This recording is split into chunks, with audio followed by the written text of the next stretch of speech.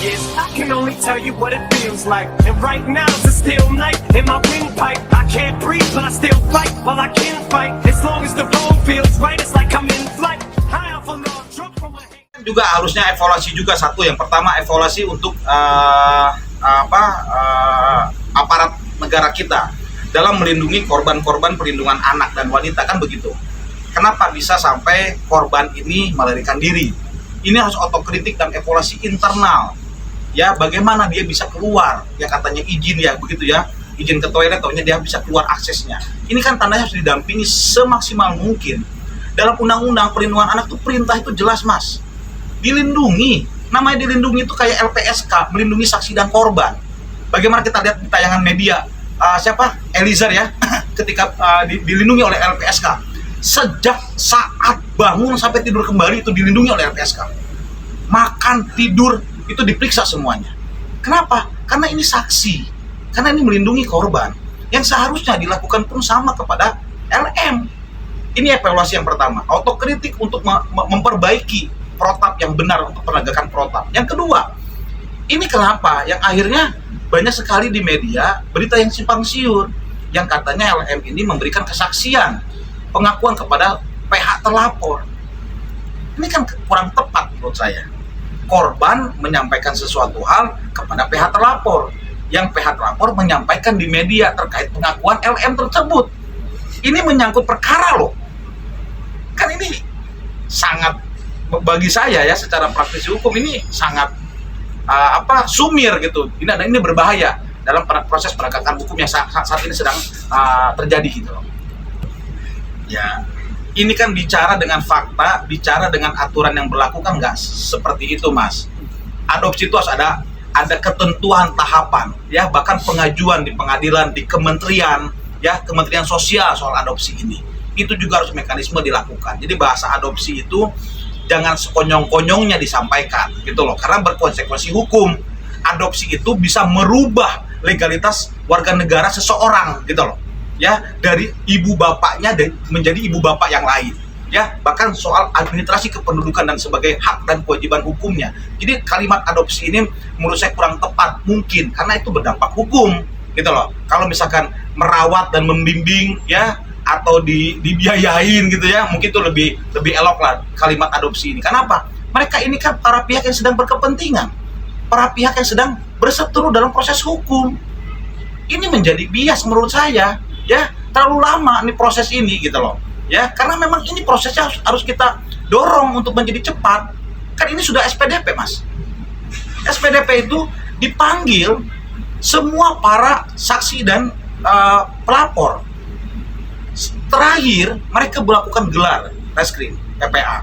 Ketika gelar dipastikan ini memuatkan, dipanggillah baru pihak telapornya. Saksi-saksi telapor dulu. Telapor itu terakhir, Mas. Dan itu digelar lagi. Apakah mencukupi? Karena SPDP itu tandanya apa? Sudah terang suatu perbuatan pidananya. Tinggal mencari dipastikan siapa tersangkanya. Kan begitu?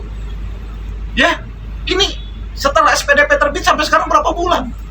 Ini juga jadi pertanyaan publik gitu loh. Bagaimana proses hukum di unit PPA Polres Jakarta Selatan? Kalau memang dinyatakan ini tidak cukup bukti, sudah terbitkan SP2, terbitkan SP3 gitu loh. Surat penghentian penyelidikan dan penyidikan, clear.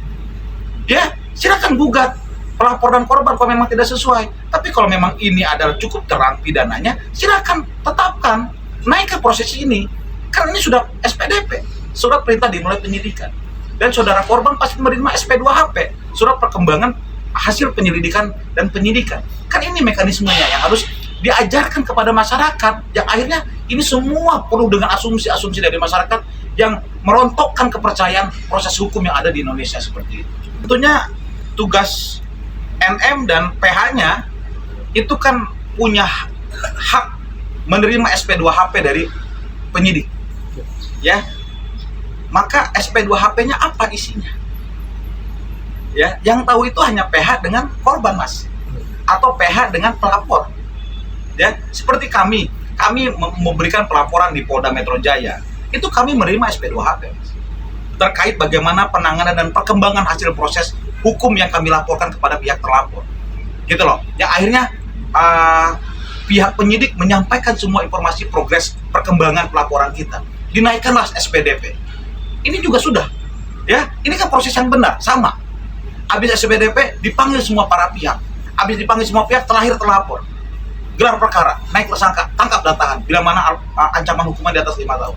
Kan begitu. Ini tidak menunggu-nunggu seperti saat ini, gitu loh. Gitu, Mas. Dengan hemat saya adalah memastikan proses hukum acara yang dilakukan oleh unit PPA Polres Jaksel adalah tepat sesuai dengan prosedural. Satu, tepat sesuai dengan PK Polri mengenai manajemen penyelidikan dan penyidikan. Kan begitu. Kedua, tepat sesuai dengan Undang-Undang Perlindungan Anak, ya, ataupun junto undang-undang yang disangkakan, apakah memenuhi unsur pidananya, menjadi terang pidananya. Yang ketiga, memastikan prosesnya sesuai dengan KUHP, Kitab Undang-Undang Hukum Acara Pidana. Ketika penyidik memiliki keyakinan 3 ini, maka pastikan itu proses hukum selesai. Apa selesainya? Ditetapkan tersangka, ditangkap dan ditahan bila mana ancamannya di atas 5 tahun. Berikan kepastian hukum kepada masyarakat pelapor. Ini pelajaran dan ini memang pekerjaan aparatur hukum kita. Berikan kepastian hukum itu, ya. Pastikan 3 poin syarat utama proses hukum acara pidana oleh penyidik ini dulu yang diutamakan oleh penyidik. Kalau mereka punya keyakinan ini, naikkan, gitu loh. Tapi kalau memang ini 3 ini ternyata dalam perkembangan pemeriksaan, ya, kurang meyakinkan, berikan keputusan kepastian hukum. Ada mekanismenya, Mas. Saya bilang tadi, untuk korban diberikan SP2HP, ketika diuji kembali ternyata pemeriksaan ini tidak cukup bukti, dinaikkanlah akhirnya menjadi SP3. Berikan kepastian hukum bagi masyarakat, ya.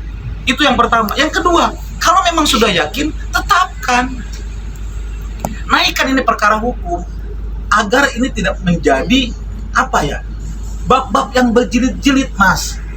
Gitu loh. Memang acara hukum, proses hukum pidana ini tidak ada batasan waktu, Mas. Ya, kecuali habis berlakunya pidana seseorang maksimal 12 tahun misalkan. Dia melakukan pidana sesuatu, ancaman sekian, habis masa berlaku 12 tahun. Ketika lewat dari 12 tahun dia tidak bisa dituntut secara hukum pidana oleh negara. Nah, ini kan memberikan kepastian kepada masyarakat seperti itu.